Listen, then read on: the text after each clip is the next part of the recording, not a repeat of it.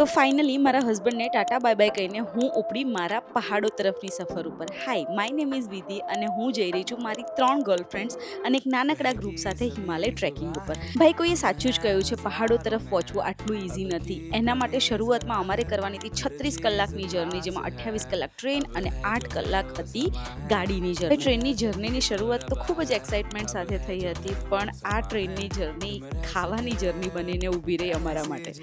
તો અમે આ લગભગ સવારે 11 વાગ્યાના ટ્રેનમાં બેઠા છીએ અને અમે આ લગભગ 5મા કે 6ઠ્ઠી વાર ડબ્બો ખોલ્યો. ખાવાનું બધું છે ને, ખાવા ટ્રેનમાં કરવાનું શું છે. પણ આટલું ખાધા પછી ફાઇનલી અમને ખબર પડી ગઈ કે ટ્રેનની જર્નીનું ખરું એક્સાઇટમેન્ટ એકચ્યુઅલી ખાવામાં જ છે. તો અમે ફરીથી ચા પીધી, પફ ખાધો, છોલે ભટુરે ખાધા, ગુલ્ફી ખાધી, થેપલા ખાધા, ફરીથી ચા પીધી અને અમારું એક્સાઇટમેન્ટ કન્ટિન્યુ રાખ્યું.